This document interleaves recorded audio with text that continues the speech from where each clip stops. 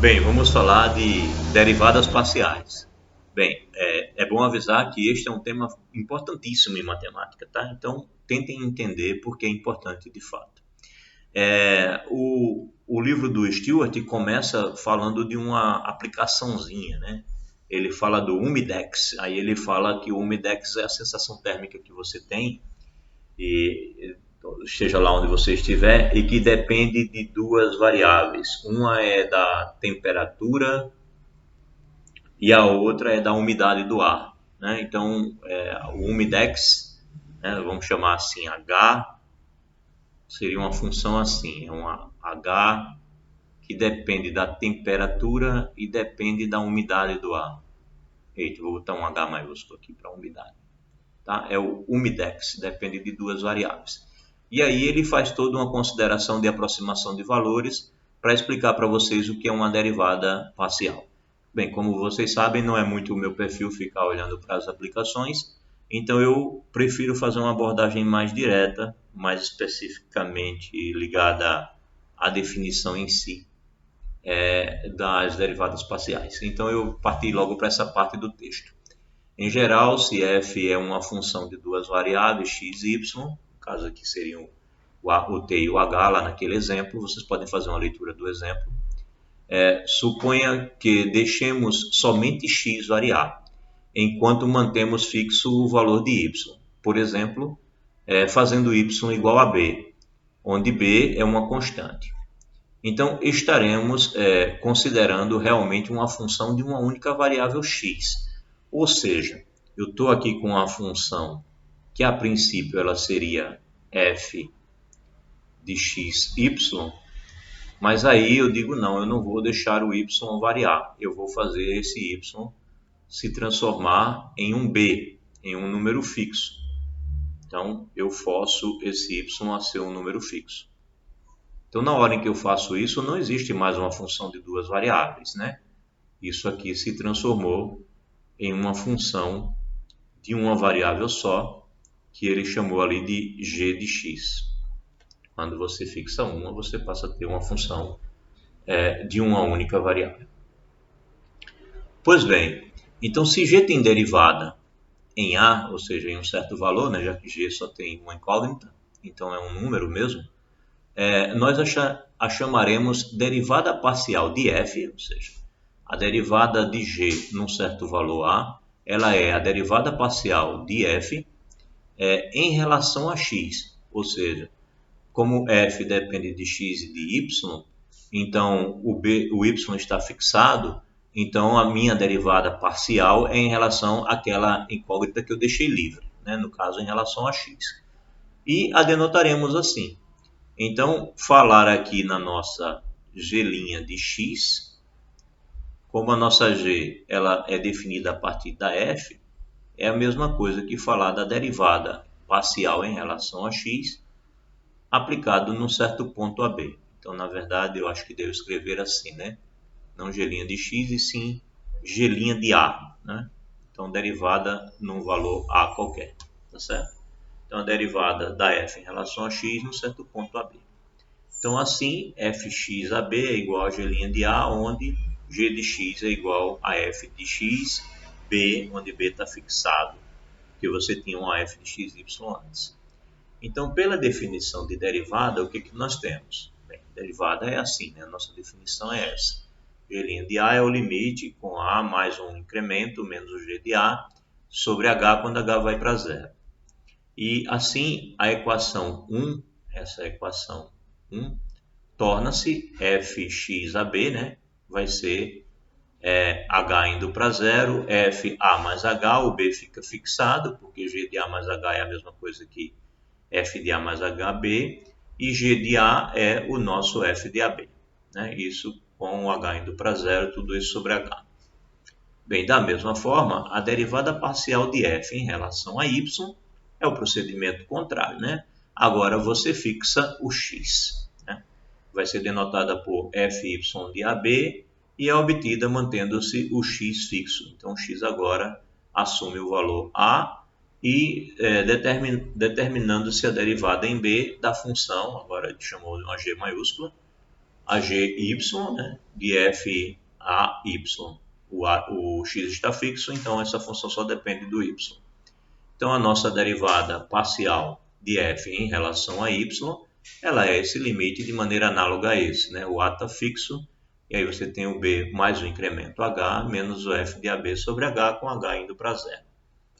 E agora, se deixarmos o ponto AB variar nas equações 2 e 3, né? Se a gente deixar o ponto AB variar nas equações 2 e 3, fx e fy se tornam funções de duas variáveis, né? Então agora, se eu deixo os dois variarem, se eu não penso no a e no b fixos, e sim no x e no y, eu passo a ter então funções de duas variáveis novamente, dadas por esses limites.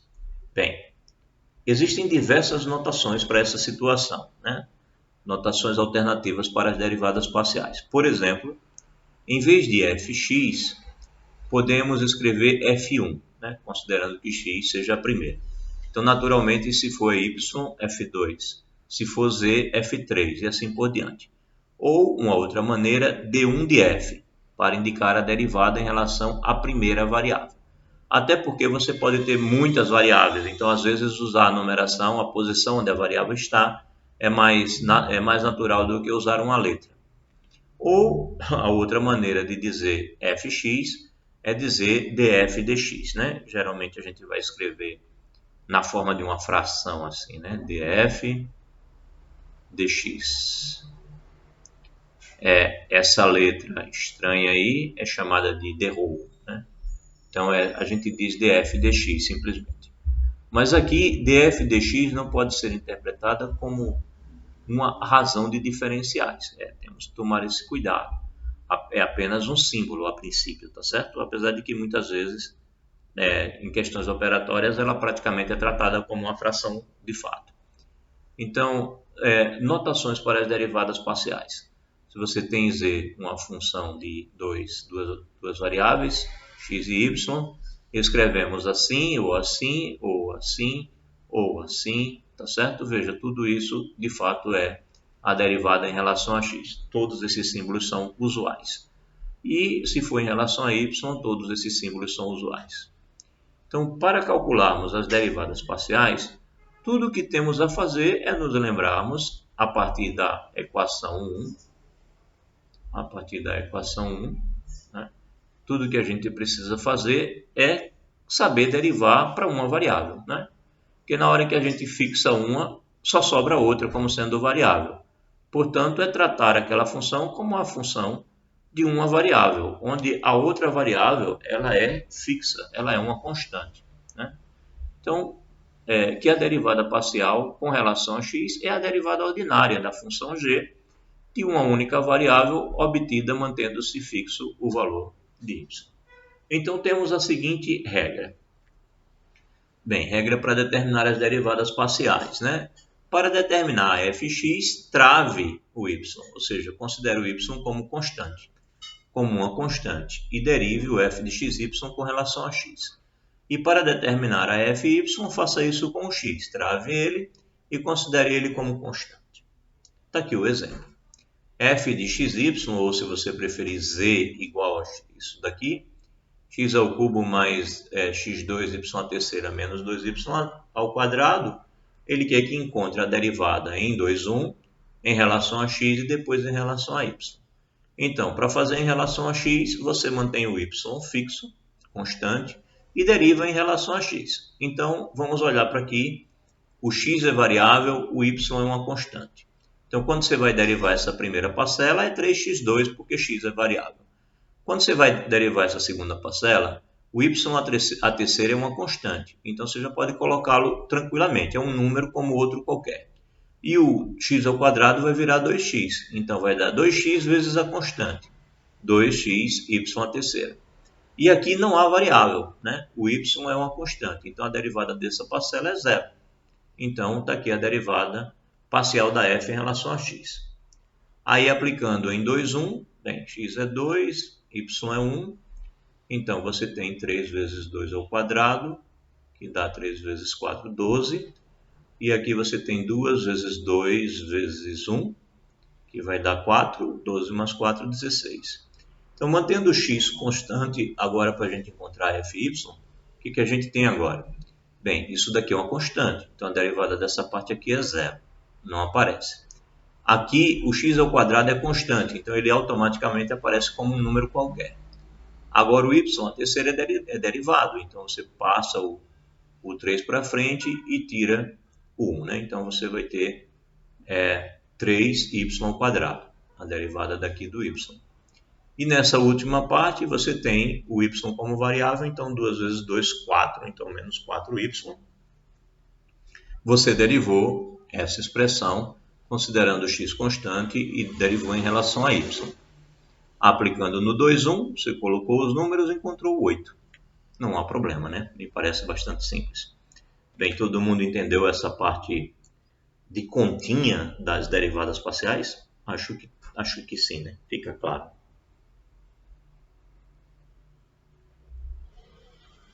Pois bem. Então,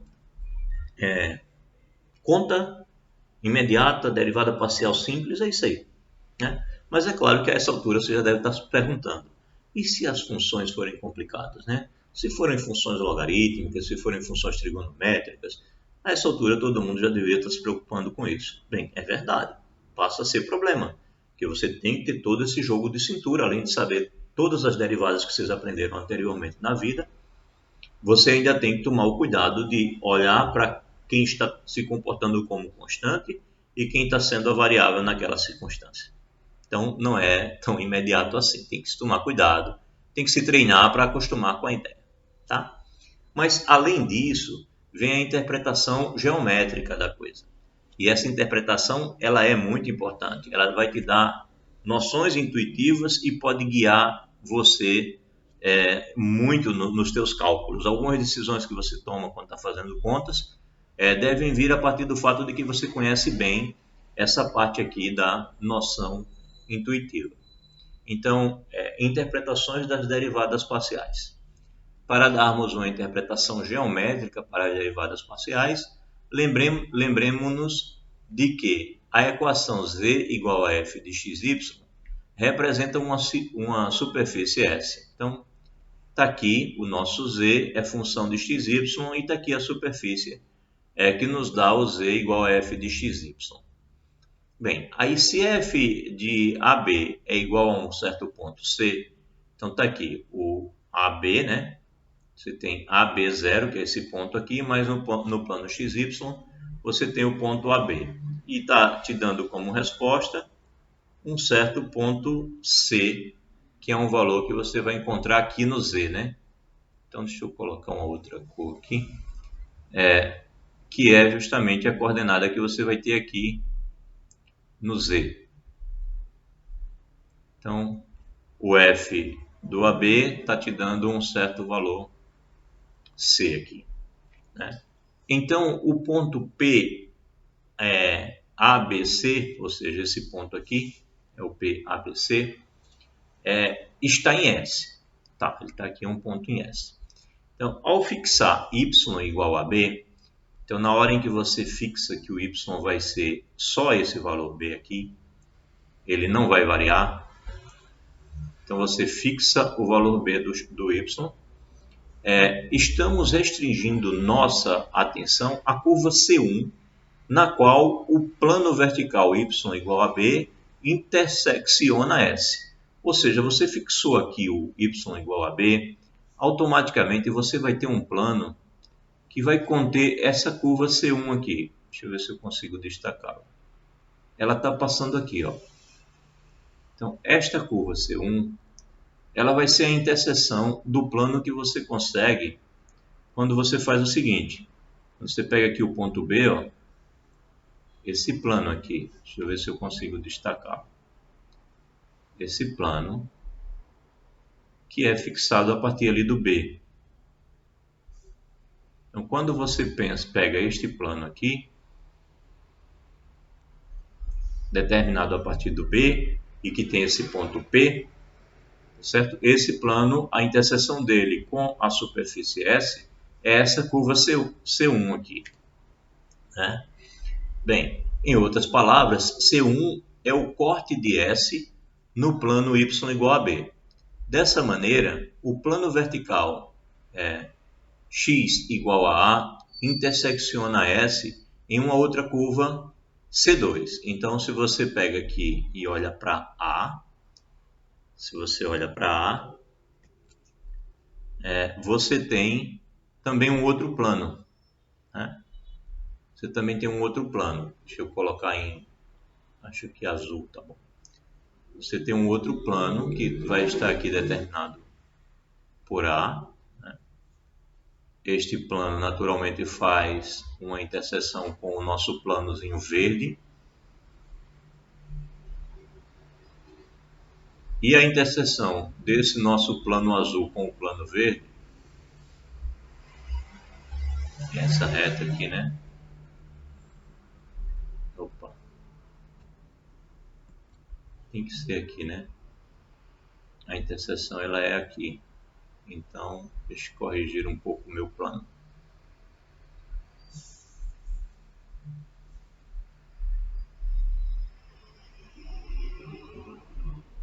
Baixar um pouco aqui a linha verde.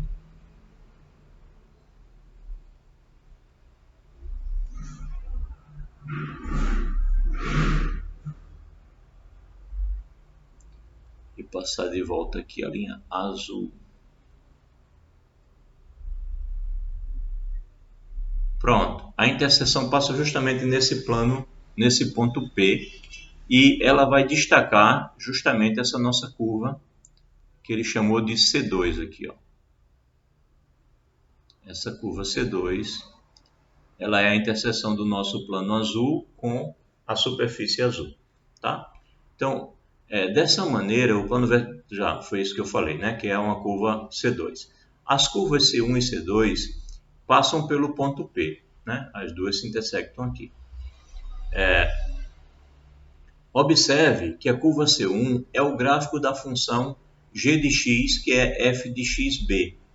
Então, essa curva C1 é o momento em que você pega o y e deixa b. E ela é justamente o gráfico da curva g de x, que é dado por f de xb, né? O b fixado e apenas o x variando. De modo que a inclinação da tangente T1 em P é g' de A, né? Que vai ser o nosso fx de AB. Ou seja, quando você calcula a derivada dessa curva C1 e aplica nesse ponto aqui, no ponto P, então ela vai estar, a direção dela é nessa reta, né? Na reta tangente a essa nossa curva C1, tá certo?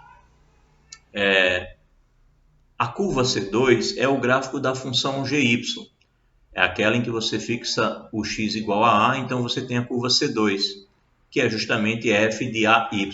O A está fixado e você deixa apenas o y variar. De modo que a inclinação de T2 em P, no caso, a inclinação, a direção da nossa derivada, vai ser justamente em cima dessa reta aqui, ó, que ele desenhou em rosa.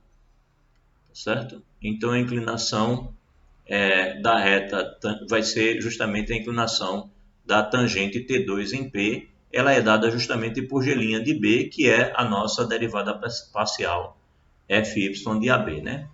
Isso daqui vai ter a mesma direção da nossa derivada parcial, porque é a derivada da G maiúscula. Então, as derivadas parciais fxab e fyab podem ser interpretadas geometricamente como as inclinações das retas tangentes em P de ABC aos cortes, né, que são C1 e C2 de S, nos planos y igual a B e x igual a A. Então, a derivada parcial em relação a x, ou seja, quando y é fixado, ela é justamente a inclinação dessa reta tangente T1, e a derivada parcial, quando a gente fixa x, então a nossa derivada em relação a y, é justamente a inclinação dessa reta tangente T2. Okay? Essa é a interpretação geométrica que devemos ter em mente. E eu digo a vocês que é importante que isso seja fixado, né? Ou seja, você deve notar que você tem uma superfície e aí você fixa um valor em uma das coordenadas x ou y, automaticamente aquilo ali determina um plano e aí você pode olhar a interseção desse plano na superfície e isso é uma curva. Então, se você pega um ponto específico dessa curva,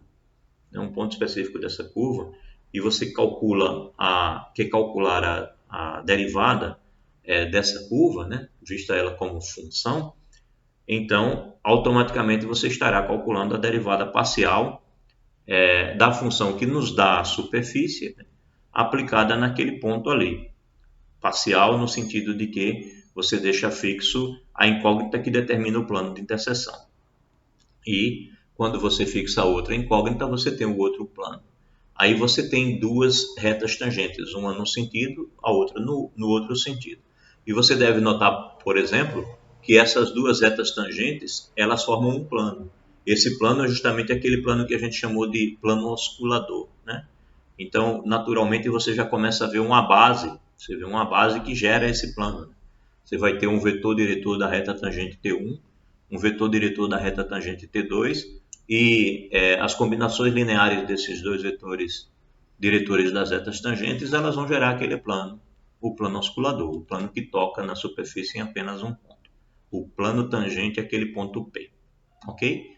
É importante pensar nisso, é importante rever isso, é importante desenhar isso, essa intuição é importante que esteja na cabeça, porque algumas vezes quando você vai fazer as contas, lembrar dessa interpretação geométrica pode fazer você tomar as decisões corretas, ok?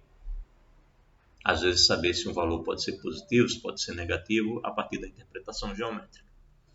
Bem, seja exemplo, né? Exemplo 2. Seja f de xy dado por 4 menos x2 menos 2y2. Determine fx em 1 e fy em 1 e interprete esses números como inclinações. Bem, fx, você tem isso constante, você só deriva essa parcela do meio, que é menos 2x. Fy, você tem isso constante, e você deriva essa parte, que é menos 4y. Aplica em 1, aqui dá menos 2, aqui dá menos 4. Bem, o gráfico de f é o paraboloide z igual a 4 menos x2 menos y2. A essa altura, vocês já devem estar ambientados com isso, até porque fizeram prova recentemente onde apareceram vários paraboloides, né? Então, a forma padrão que vocês buscaram, por exemplo, na nossa prova, a forma padrão desse paraboloide é aquela nossa lá, né? Z menos 4 igual a... Bem, aqui tem um menos... poderia ser o contrário. Vamos colocar o x2 e o menos 2y2 para o outro lado. Então, x2 mais 2y2. E do outro lado, vamos colocar 4 menos z. Pode ser escrito assim, né? Então, ó, eu teria que me livrar desse 2 aqui, né? Então, dividiria todo mundo por 2. E aí eu teria tal da forma padrão, né? Aqui aparece um 2. Aqui não aparece nada. E aqui aparece um 2. Né? A gente pode considerar aqui 1. Então, fica na forma padrão. Ok, é um paraboloide. É fácil de perceber que é um paraboloide. E o plano vertical y igual a 1 intercepta na parábola, quando você pega y igual a 1 aqui, você fica com menos 2, e aqui você tem 4, então você tem 2, então você fica com z igual a 2 menos x2. Isso é uma parábola, né, isso é uma parábola paralela ao plano xz, né, e é justamente essa parábola que você obtém quando você fixa o y igual a 1. É essa parábola aqui, né? Não sei que cor, deixa eu usar o verde. Essa parábola, você fixou o y igual a 1, então ela saiu, minha mão não ficou perfeita, deixa eu ver se eu consigo acompanhar melhor. Essa parábola que vai, né? Bem, saiu um pouco do desenho dele, mas é uma parábola que vai estar aqui, né? Acho que era melhor desenhar o plano do que tentar desenhar a parábola. Então, eu vou desenhar o plano, é melhor, a gente visualiza melhor. O plano acontece quando você fixa aqui o y igual a 1. Então, ele está se referindo a esse corte que você dá com o plano em y igual a 1.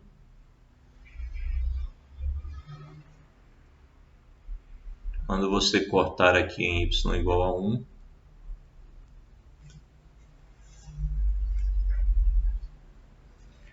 então a interseção desse plano verde com essa superfície azul, vai formar uma parábola aqui, com a concavidade voltada para baixo, justamente essa parábola aqui, quando você fixa aqui o y igual a 1.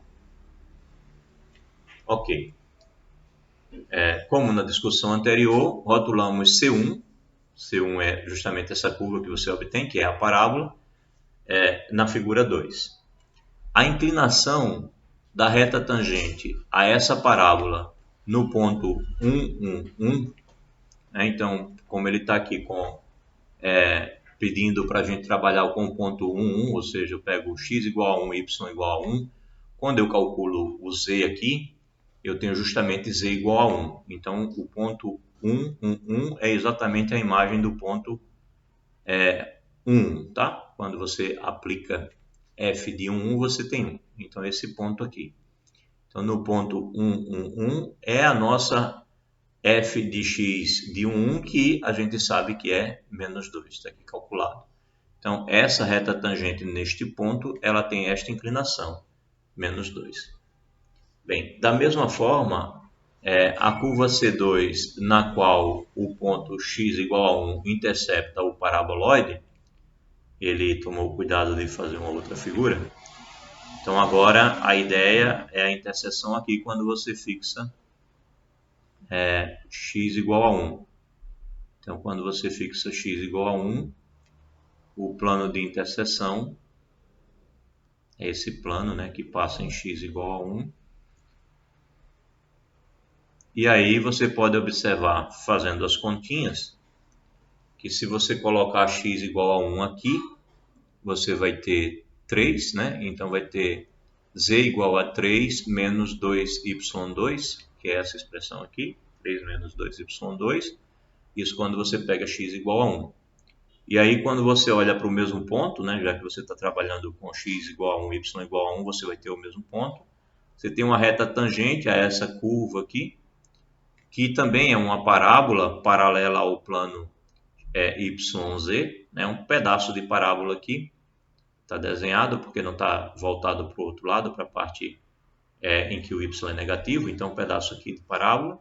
E aí você tem este ponto, e as nossas contas mostraram que a inclinação, nesse caso, é menos 4, ou seja, a inclinação é assim, certo? E passando por esse ponto. A reta tangente é essa e a inclinação dela é esse menos 4 aí.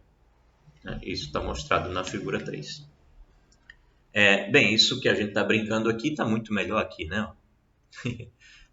A figura 4 mostra justamente esse plano que eu tinha colocado aqui, ó, detalhadamente, e esse outro plano que eu coloquei aqui, o verde, detalhadamente, feito com um desenho muito melhor, mais detalhes, né? Então a figura 4 mostra o gráfico desenhado pelo computador correspondente à figura 2. O item A exibe o plano y igual a 1, interceptando a superfície para formar a curva C1, e o item B mostra C1 e T1, ou seja, ele aqui mostra a interseção, como acontece, e aqui ele está mostrando única e exclusivamente esta curva, que é a curva de interseção, e ele mostrando aqui a reta tangente, que é essa reta tangente aqui. E aqui também bem detalhado, novamente a interseção, está aqui a curva, que é a curva de interseção, e a reta tangente, essa situação aqui da figura 3. Ok, acho que também ficou claro, e isso deve ajudar bastante vocês a visualizarem, né, a interpretação geométrica, acredito. Acho que fica bem claro essa parte aí do livro. Acho que a leitura cuidadosa ajuda.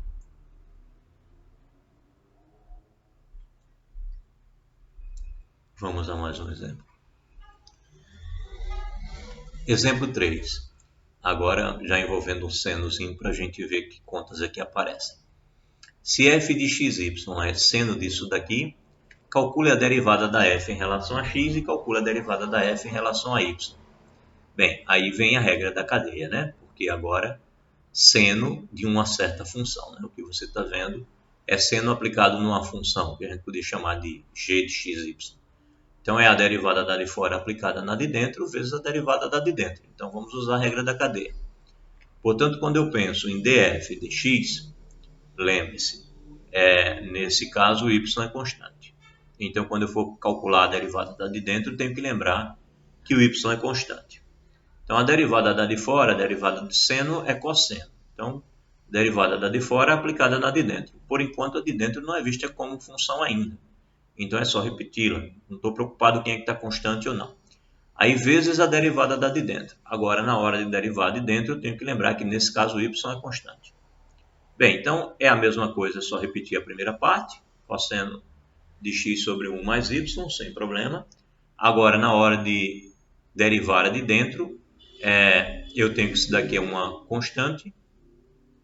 Então, o que eu tenho é que, bem, vai ficar 1 mais 1 aqui, 1 mais y aqui.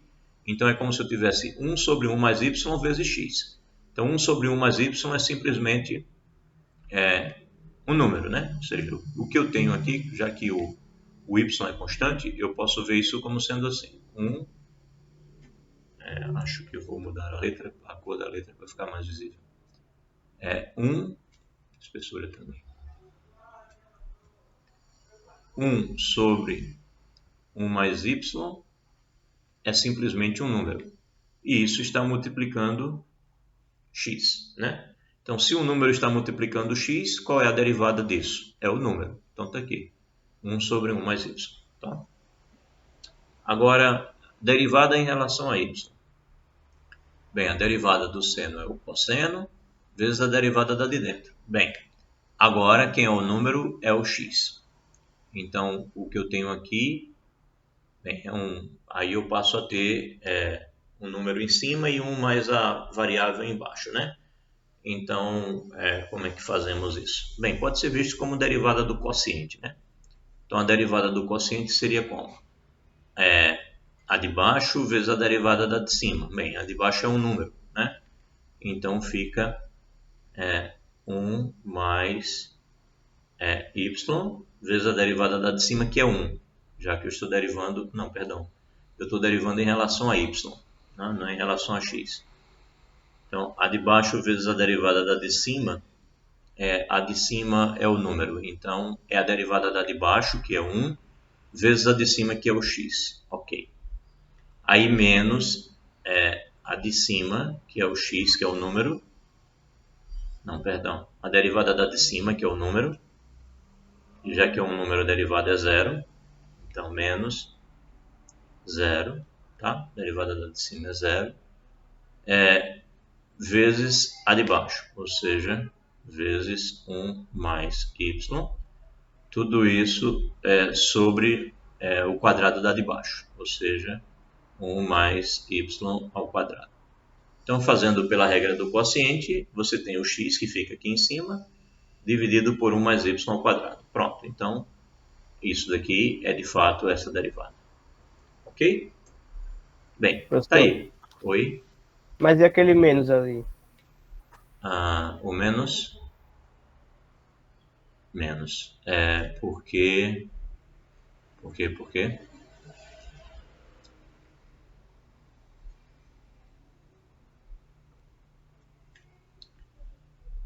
Eu estou derivando aqui em relação a esse cara. Porque eu acho que eu inverti a regra do quociente, não foi não? A de baixo vezes a derivada da de cima. Foi isso. Fiz bobagem, não foi? Ou seja, era ao contrário aqui, tá? Obrigado pelo aviso. Eu inverti a regra do quociente, ó. É a de baixo vezes a derivada de cima, 0, menos a de cima vezes a derivada de baixo. A derivada de baixo é 1, né? Pronto, então é menos sobre... Agora tá certo? Tá. Esclareci. Eu tinha invertido a regra do quociente. Eu tinha dito a derivada da de baixo vezes a de cima. E é a de baixo vezes a derivada da de cima. Foi isso que eu me equivoquei. Obrigado. Bem, e o exemplo 4. Determine dz de x, dz de y, se z é definido implicitamente como uma função de x e y pela equação. Pronto. Aí agora veja só. O z é função de x, y. E ele quer que eu encontre dz de x e dz de y. Né? Então, na hora que eu for falar de dz de x, isso daqui é variável, esse é constante. Tá? E esse daqui vai depender dos dois, é o que eu vou querer, na verdade, quando eu calcular o dz dx, ele vai aparecer por aqui. E aqui, novamente, eu tenho um produto, né? Aí, ora em qual, ora x é variável, y é constante, ora é o contrário. Então, tem que fazer as contas usando derivação implícita. Então, para determinarmos dz dx, diferenciamos implicitamente em relação a x, tomando o cuidado de tratar y como constante. Então, está aqui. Se o x não é constante, então 3x2 é a derivada disso daqui. Já a derivada desse é zero. Aí lembre-se, aqui você tem uma composta. Z é função de xy, tá? Então você tem que derivar de fora, 3z2, vezes a derivada da de dentro. Então a derivada da z em relação a dx, em relação a x, né? Então é a derivada da de fora, que é 3z2, vezes a derivada da de dentro, que é a derivada do z em relação a x. Agora vamos para essa parte. Bem, lembrando que o y é constante, então 6y, tá? 6y. Aí você fica com, bem, aqui é a derivada do produto, né? Você passa a ter 6y vai estar presente nos dois. Deixa eu ver como é que eu escrevo isso, para deixar bem claro. Essa é a derivada do produto, né? Essas duas últimas parcelas aqui formam a derivada deste produto aqui. Então, a derivada desse produto, bem, isso pode ser visto assim. 6y é um número, então é 6y vezes x vezes z, tá? Então, o que você vai derivar é isso aqui, né? Então, o número já pode ficar fora, se você preferir. Aí você vai derivar a derivada da primeira vezes a segunda, né? Então, a derivada do x em relação ao próprio x é 1 vezes a segunda, então é z. Aí mais a primeira vezes a derivada da segunda. Ou seja, a primeira é o x e a derivada da segunda, bem, a derivada do z, né, a derivada da de fora é 1. Aí vezes a derivada da de dentro, que é o dz dx. Pronto. Então, quando você multiplica o 6y vezes z, você tem isso. E quando você multiplica o 6y vezes x dz dx, você tem essa segunda parcela, né? Então, é a derivada desse produto aqui. Ok, lembrando que é derivação implícita, lembrando que z é função de x e y. Então, resolvendo essa equação para dz dx, né? Já que você tem dz dx aqui e tem dz dx aqui, você passa o 3x2 para o outro lado, que fica menos 3x2, e passa o menos 6yz também para o outro lado, né? E para dividir, você, bem, coloca o dz dx em evidência, você tem 3z2, 6y, né? Acho que é melhor fazer conta para ficar bem claro, né? Pensei que só falar ia ser o suficiente, mas vamos fazer com calma. Você coloca o dz dx em evidência, você tem 3z2 mais 6xy dz dx. Então, dz dx, 3z2 mais 6xy. Perfeito. E o restante você manda para o outro lado da igualdade. Então, do outro lado da igualdade, você tem 3x2 e você tem 6yz. Então, menos 3x2 e menos 6 x... Não, yz. Menos 6yz. Tá certo? Tá, né? Então, o que você tem é que o dz dx, que foi o que ele pediu para você calcular, ele vai ser igual a isso daí, menos 3x2 menos 6yz dividido por 3z2 mais 6yx. Bem, aí dá para simplificar o que aqui, né? Dá para dividir todo mundo por 3. Dá para dividir todo mundo por 3. E aí eu passo a ter dividindo todo mundo por 3. Eu tiro esse 3 daqui, tiro esse 3 daqui. Aqui passam a ser 2. Aqui passam a ser 2. E querendo, eu posso fazer dz dx. Já que eu tenho menos e menos, posso colocar o menos aqui sozinho na frente. E ficam então x2 mais 2yz sobre z2 mais 2yx. Acho que é isso, né? z2 mais 2yx e x2 mais 2yz, certo? Pronto. Então, da mesma maneira, de forma análoga, fazendo contas iguaizinhas, você encontra o dz dy, só que agora lembrando que quem passa a ser variável é o y, né? Quem passa a ser variável é o y, e o x passa a ser constante, ok? Bem, mas as contas são análogas, vocês podem confirmar se o resultado de fato é esse. Bem, isso termina a discussão dele para até 2 variáveis apenas. Então, daí em diante ele quer falar de mais variáveis. Alguém quer fazer alguma pergunta?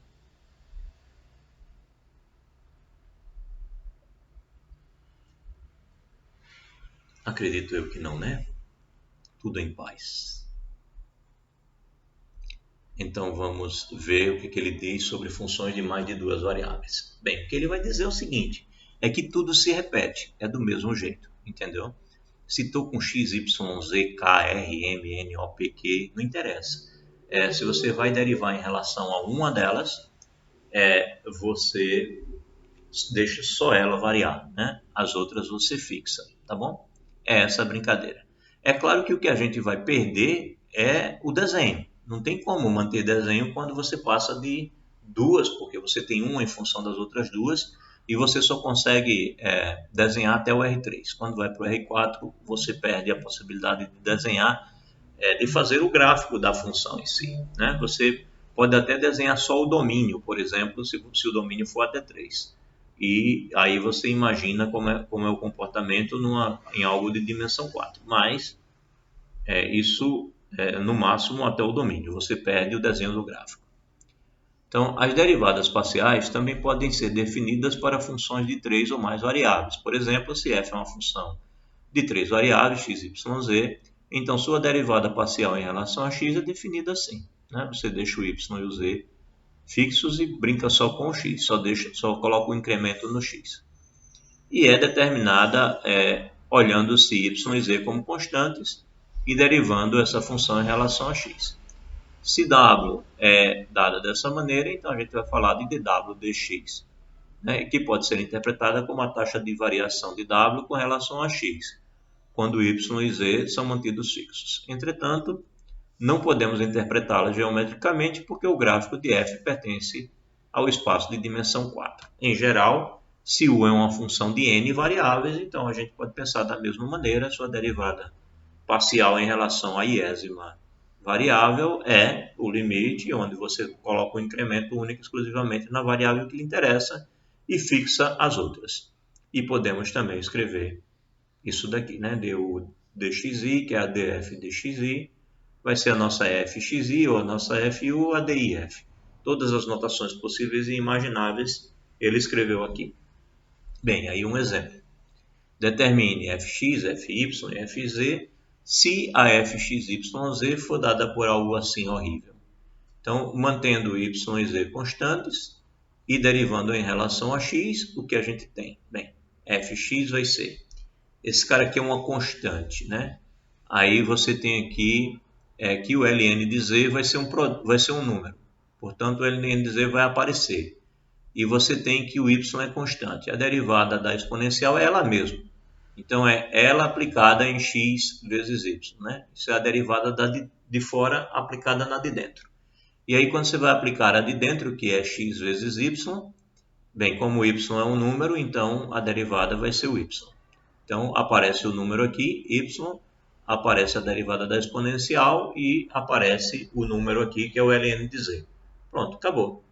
Então, da mesma forma, quando você for pensar que o x é a constante, né? Então, x e z são constantes.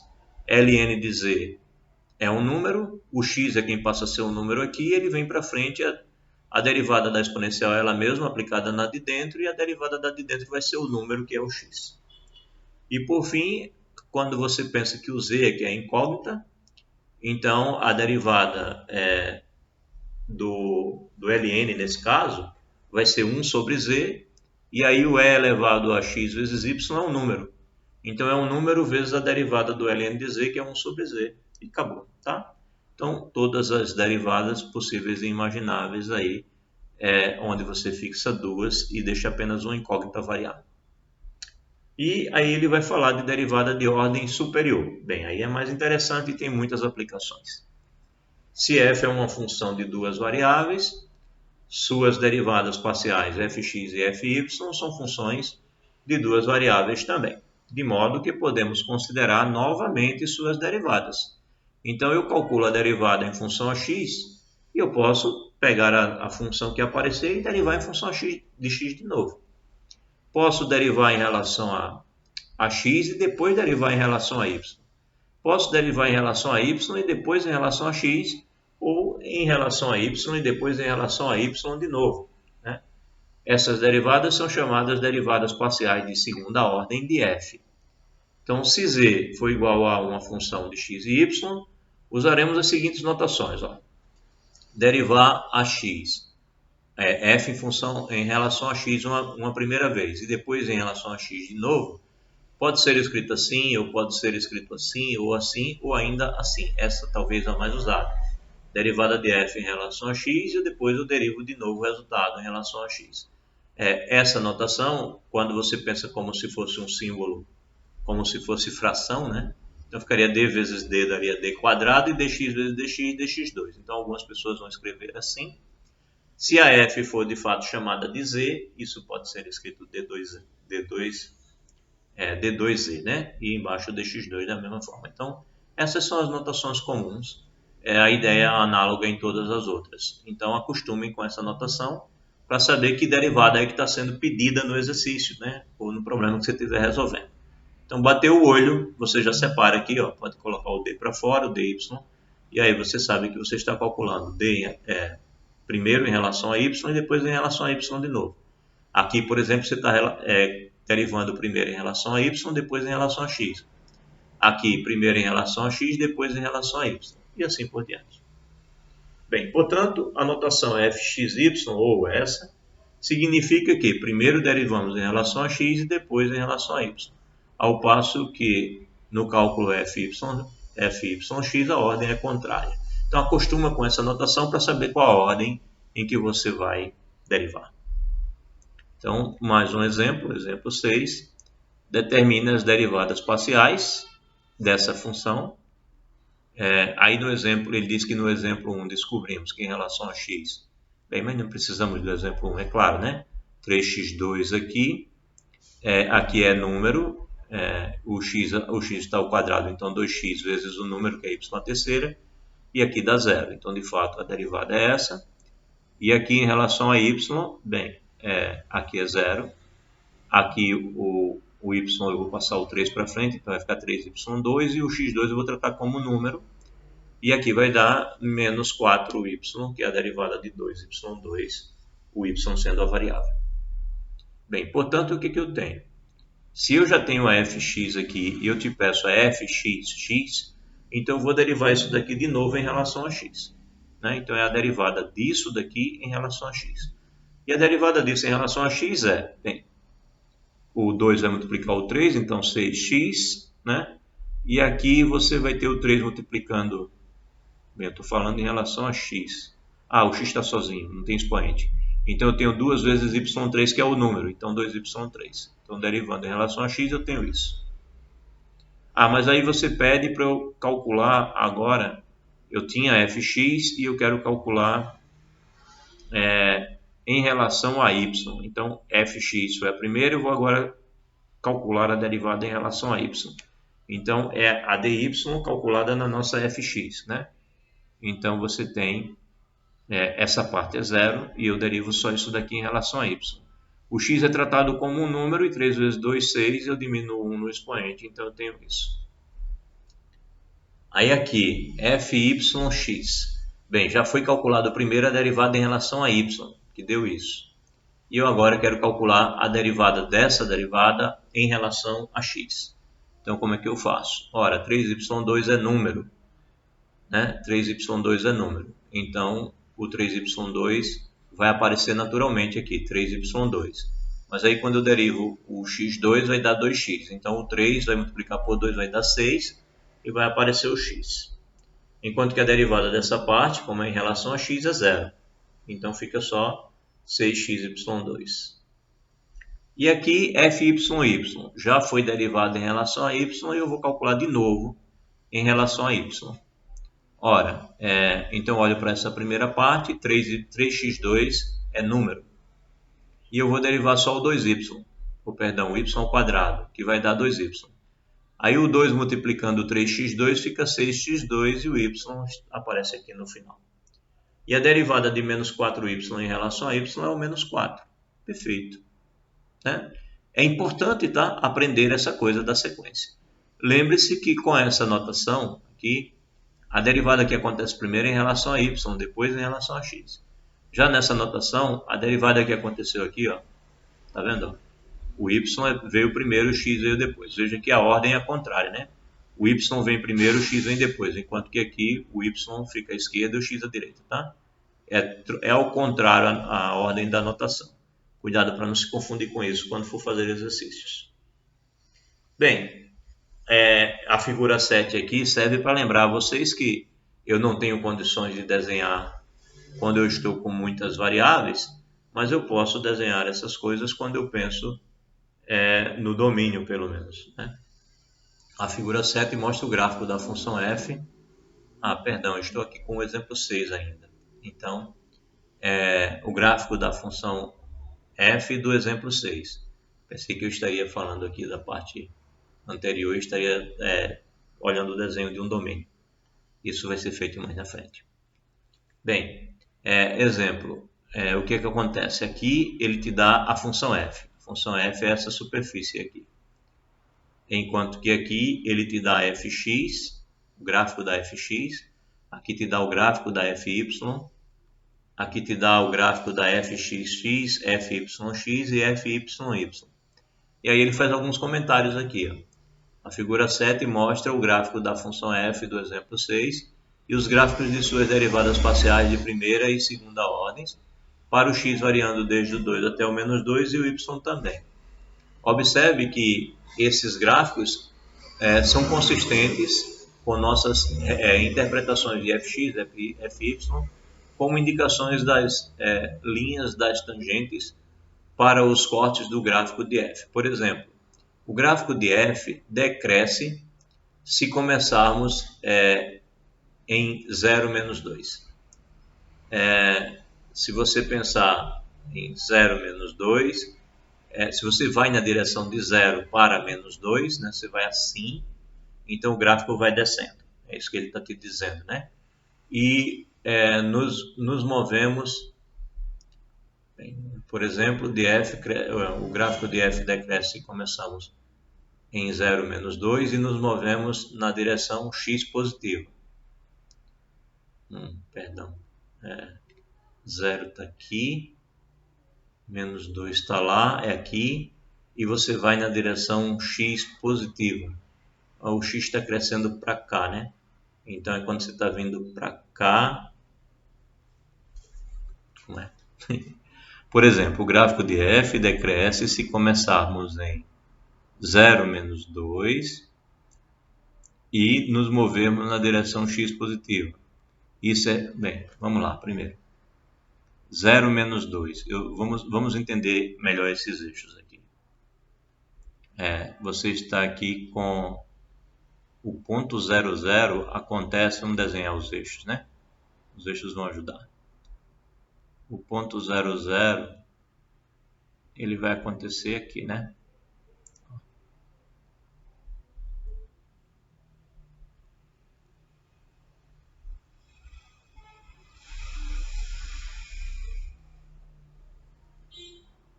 Deixa eu tentar entender o gráfico dele.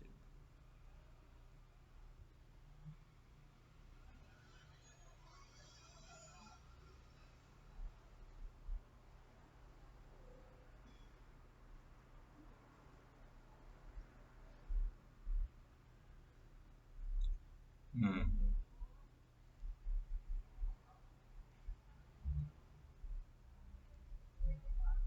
Não, acho que eu estou interpretando errado.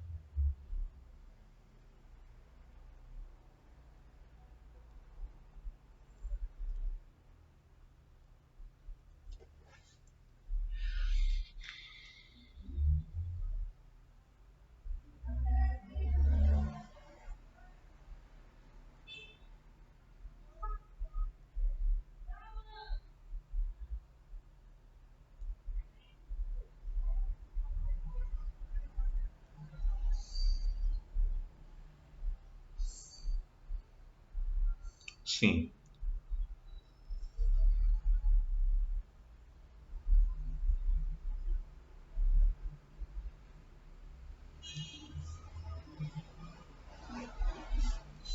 X é 0, y é menos 2.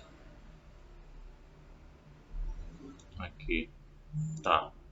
Acho que entendi. Não sei se vou conseguir dar uma explicação clara, mas olha só. Aqui vai estar o ponto 0, né? Onde vai estar o menos 2 do y lá embaixo. Então, 0 menos 2. Eu não gosto dessa forma de desenho, mas tudo bem. Então, está aqui o ponto, né? Então, 0 menos 2 no y. E aí, se eu vou na direção positiva do x, isso aqui vai decrescendo. Então, é verdade, né? Então, por exemplo, o gráfico de f decresce se começarmos em 0 menos 2 e nos movermos da direção x positiva. Isso é refletido nos valores negativos de fx.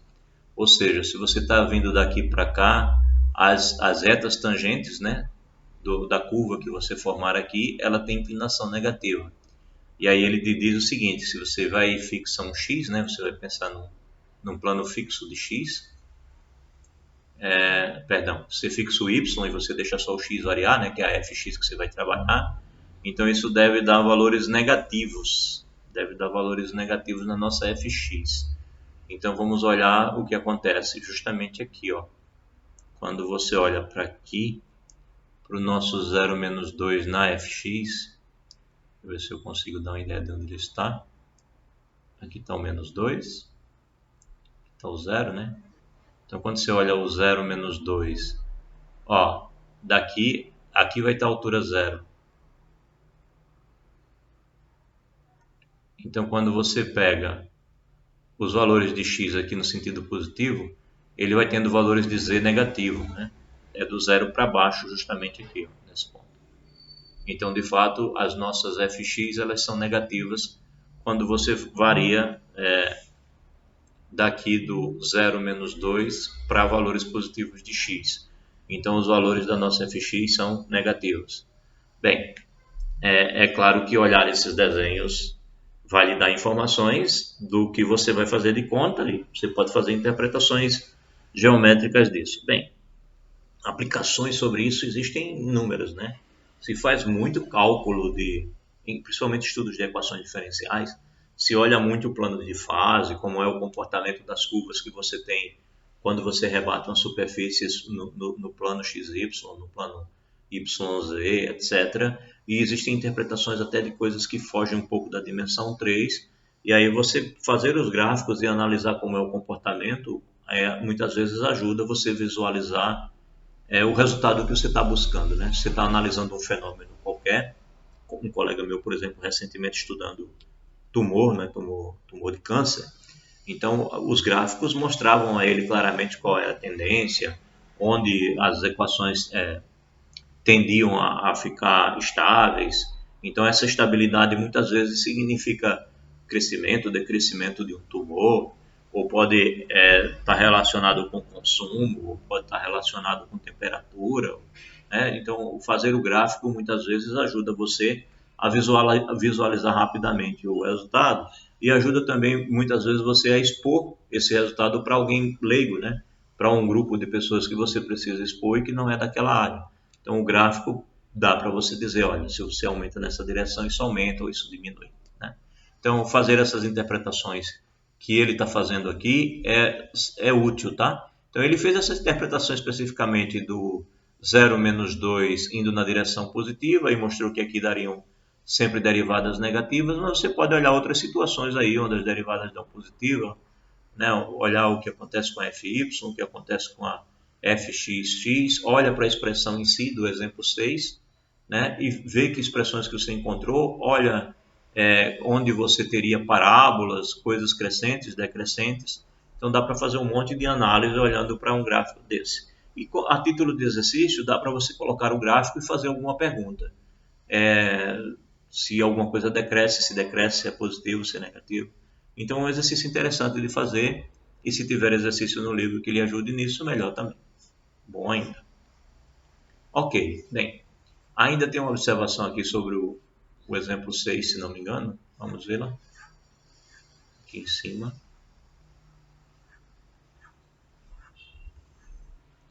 Observe que fxy é igual a fyx no exemplo 6.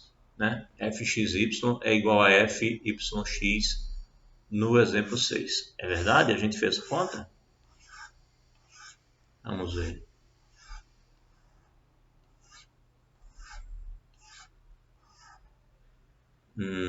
fxy, 6xy quadrado e f de yx, 6xy quadrado. Deu igual. Ok. Então qual é o comentário que ele faz aqui? Bem, ele vai comentar que isso não é nada demais, que isso daí é comum. E aí ele vai te dar a condição do porquê que isso sempre deve acontecer muitas vezes. Bem, são iguais para a maioria das funções que encontramos na prática. É isso que acontece. O próximo teorema do matemático francês Alex Clairaut, bem, eu sei que o final é Roux, não sei se é Clairaut, fornece condições sob as quais podemos afirmar que f de xy é igual a f de yx. A demonstração é feita no apêndice F, eu dei uma lida rápida e optei por deixar para vocês fazerem uma leitura sozinhos, porque pela questão do tempo, né? Porque eu quero terminar o capítulo 4 e achei que não precisaria fazer. Além do mais, ele não apresenta nenhuma técnica que eu acho que vai ser útil para exercício. Mas, como é uma turma de matemática, aconselho que vocês deem uma olhada na demonstração. Se for o caso, talvez eu grave um videozinho e coloque uma discussão sobre a demonstração desse teorema. Tá? Bem, o teorema diz exatamente o que ele acabou de afirmar. Suponha que f seja definida em uma bola aberta D que contenha o ponto AB. Aí ele dá a condição para que a f de xy seja igual a f em relação a xy, x e depois y, né? Seja igual a f, a derivada da f em relação a y depois x. Qual é a condição para que isso aconteça? Ele diz que se essas funções forem ambas contínuas no tal domínio D, então acontece das derivadas poderem trocar de posição. Bem, derivadas parciais de ordem 3, vale destacar esse fato, né? São contínuas, basta que elas sejam contínuas. Mas as derivadas, tá? Ele não está falando da f. É claro que para você derivar a f, você precisa de continuidade. Mas está falando que se as derivadas elas são contínuas, então essas derivadas sempre serão iguais. É o nosso caso lá do 6xy2. São polinômios, são contínuos, né? Então, derivadas parciais de ordem 3 ou maior também podem ser definidas. Por exemplo, se eu calculo fx depois y, por que eu não posso calcular y de novo, né? Então, eu posso sair calculando tantas incógnitas, tantas variáveis quanto eu quiser, né? E usando esse teorema, nós podemos dizer que fxy igual a fyx y de novo, que é igual a fyx. Né? Você pode trocar as posições se essas funções forem contínuas, que é a condição dada pelo teorema de Clairaut. Bem, e aí o exemplo 7. Calcule fxyz nesse caso. Maldade, né? Então você calcula a primeira, lembre-se que começa da esquerda para a direita, então a primeira que você faz é em relação ao x. Derivada do seno é o cosseno, vezes a derivada da de dentro, como é em relação ao x, então é o 3 que sai aqui. A derivada disso daqui em relação ao x é o 3, né? Bem, feito isso, vamos derivar de novo agora em relação ao x. Aí agora você tem, bem, a derivada do cosseno é menos o seno, em relação ao x, e a derivada daqui de dentro é 3, então 3 vezes 3, 9. Ok. Aí agora eu quero a derivada em relação ao y. Bem, derivada do seno é o cosseno, o sinal de menos se preservou. E agora eu vou olhar para isso daqui e vou pensar em derivar em relação a y. Portanto, aqui dá zero. O z se comporta apenas como um número, então o z multiplica o y, o z sai aqui para frente. Então, menos 9z cosseno do que tinha dentro do parêntese. E por fim, agora eu quero derivar em relação ao z, essa expressão aqui. Ora, bem, agora em relação ao z, né? Como é que eu faço isso? Eu tenho um produto aqui. Eu tenho na verdade duas funções, né? As duas funções dependem de z. Menos 9z e cosseno de 3x mais yz são duas funções de z. Portanto, eu tenho que usar a derivada do produto. Aí ele fez a derivada da primeira, menos 9, está aqui, vezes a segunda, ele só repetiu a segunda. Aí mais a primeira, menos 9z, tá? Ele colocou a primeira, vezes a derivada da segunda. A derivada da segunda derivada do cosseno é o seno, né? E preciso multiplicar pela derivada da de dentro. Como eu estou derivando em relação a z, então a derivada do 3x é 0 e a derivada do yz é y, por isso aparece esse y aqui. Tá? O y aparece porque é a derivada da de dentro, né? A princípio era só o menos 9z aqui, ou melhor, 9z aqui. Pois bem, então está feita a derivada. Esse é um exercício interessante, né? Se eu quero saber se vocês entenderam direitinho, basta eu colocar uma derivada logo dessa, com um monte de x, y, z, p, k, r, z, e aí mando vocês fazerem. Não é possível, se não tiver entendido, não faz, né? É só colocar lá na ordem direitinho. Eu acho um exercício que cobra logo tudo de uma vez. Esses que são vários, assim. Bem, e aí ele faz alguns comentários, né? Equações diferenciais parciais. Provavelmente é a primeira vez, né? Pelo menos na sequência acadêmica de vocês, é a primeira vez que vocês vão ouvir falar em derivadas parciais, equações diferenciais parciais, né? Que vocês devem ter feito um curso de equações diferenciais ordinárias, ou se não fizeram ainda, vão fazer. Aí agora a gente está falando para você o que é uma equação diferencial parcial. Então, o que é uma equação diferencial parcial? Bem, é uma equação, né? Tem que ter uma igualdade para ser uma equação, tá? Por incrível que pareça, eu acho que tem gente que não sabe disso, que volta e meia eu vejo as pessoas chamarem equação coisa que não tem igualdade, então não pode ser equação. Então, equação, né? Diferencial por quê? Porque envolve derivadas, né? Como incógnitas, e parcial porque as derivadas que estão aqui são derivadas parciais.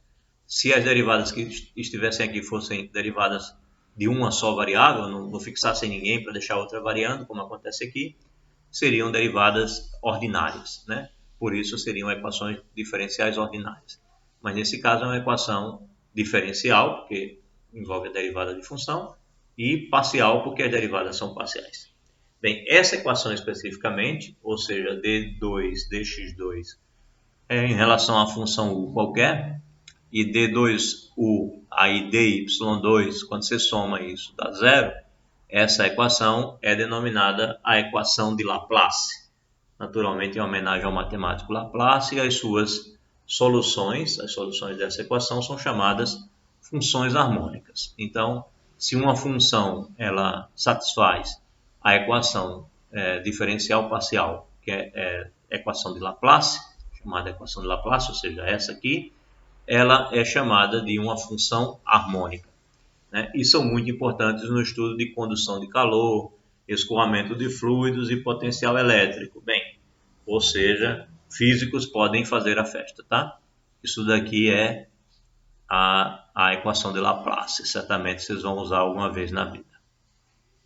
Pois bem, aí ele diz aqui, mostre que essa função é solução da equação de Laplace. Ou seja, em outras palavras, mostre que essa é uma função harmônica, né? Então, mostrar que isso daqui é uma função harmônica. O que eu devo fazer? Bem, calcular essa derivada, somar e rezar que dê zero. Se der zero, então a função é harmônica. Então, vamos lá. O que é isso daqui? Isso daqui é a derivada de u em relação a x. Você poderia escrever isso assim. dx de quem? Da d de u dx, né? Basta você prestar atenção, ó, D2 é DD aqui, né? E dx da dx2. E quem é essa outra aqui? Essa daqui é a dy de quem? Da du dy. O que você vai fazer são essas duas derivadas aqui. Então, primeiro eu calculo du dx, né? Ou seja, a nossa ux, a du dx. Então, vamos derivar isso em relação a x. Seno de y é número, então só escreve. Derivada de e elevado a x é e elevado a x. Então, dá ela mesmo, tá? Então, du dx, que é essa parte aqui, já está calculada, né? Aí eu quero calcular em relação a x de novo.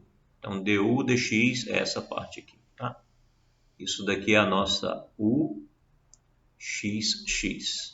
enquanto que essa daqui é a nossa uyy, tá? Isso tudo tem que dar igual a zero. Então, vamos lá. Calcular em relação a x de novo. Bem, isso aqui é número, sai. Aí, calcula a derivada dessa, que é ela mesma. Poxa, não mudou ainda. Enquanto eu estiver calculando em relação a x, não vai mudar nunca, né? Aí, vamos para aqui. Em relação a y. Ora, e elevado a x é número. Derivada do seno é o cosseno. Cosseno de y, bem, derivada de dentro é 1, então não tem regra da cadeia aqui que mude nada, então é isso mesmo. Aí vou calcular em relação a y novamente. Bem, agora a derivada do cosseno é menos o seno, mudou o sinal, né? Então, menos seno do y é a derivada do cosseno do y. E isso daqui é número, então só repete. Bem, isso daqui é a minha du dy e essa daqui é a minha d du dy, ou seja, isso aqui. Bem, agora eu devo somar essas coisas que eu achei. Então, soma o xx com a uyy. Então, dá e elevado a x seno de y, que é essa aqui, menos e elevado a x seno de y. Opa, são iguais, com sinais contrários, deu zero. Então, se deu zero, satisfaz a equação de Laplace. Bem, a equação da onda é um pouquinho diferente, né? A de Laplace, quando essa soma dá zero. A da onda, bem, aqui ele usou t e x, mas podia ser x e y também. Então, a diferença vai ser única e exclusivamente que, ao invés de dar zero, elas são proporcionais, né? Uma é um múltiplo de um quadrado da outra. Bem, isso descreve o movimento de uma onda que pode ser do mar, do som, luminosa ou se movendo em uma corda vibrante. Por exemplo, se você pega U de xt, no nosso caso aqui, se ela representa o deslocamento da corda vibrante de um violino no instante t e a distância x de uma das extremidades da corda, como nessa figura aqui, né? Se você tem uma distância x, a corda ela recebe um toque aqui, começa a se movimentar, né? A constante A depende da densidade da corda e da tensão aplicada nela, ou seja, essa constante A aqui, que vai aparecer ao quadrado, ela vai depender do quanto a corda é densa, né? E vai depender também do toque que foi dado aqui, né? Se foi com muita força ou com menos força. Pois bem, isso daí vai estabelecer a equação da onda, vai estabelecer como a onda se propaga, né? Um prato cheio aí para os físicos brincarem. Bem, por fim, verifique se a função u de xt, que é igual ao seno de x menos at, satisfaz a equação de onda.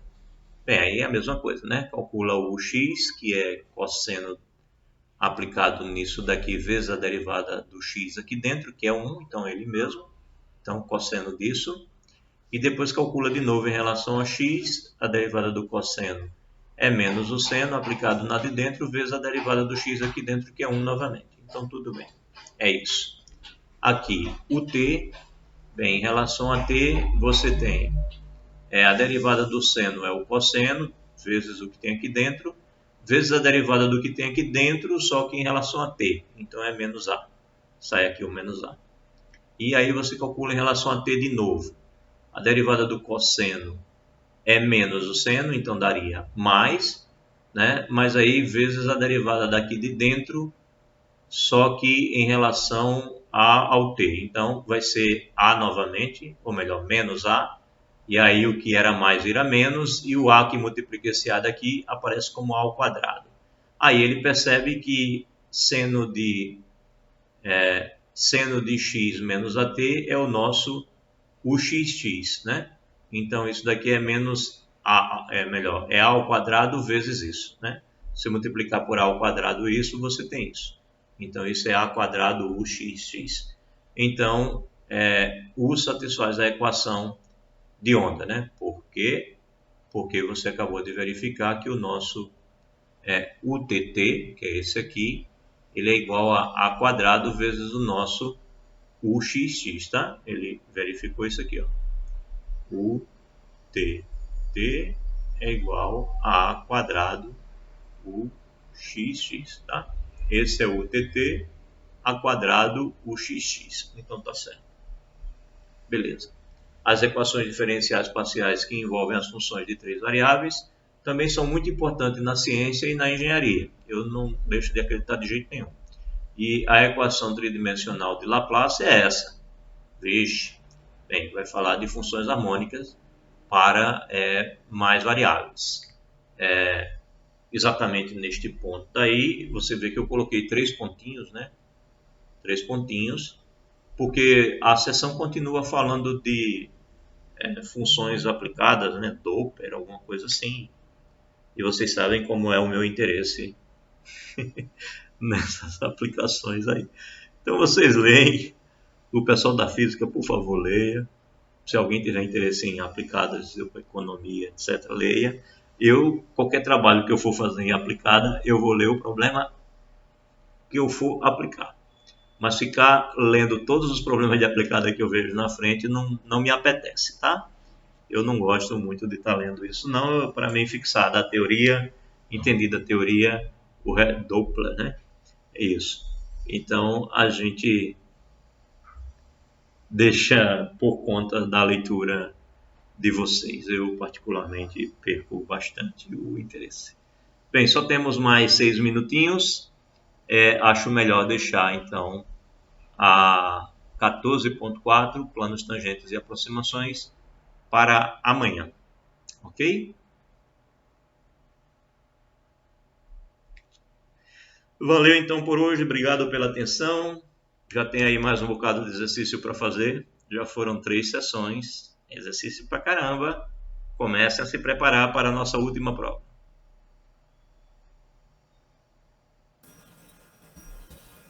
Acho que entre hoje e amanhã eu tenho todas as notas, tá? Deixa eu terminar a gravação.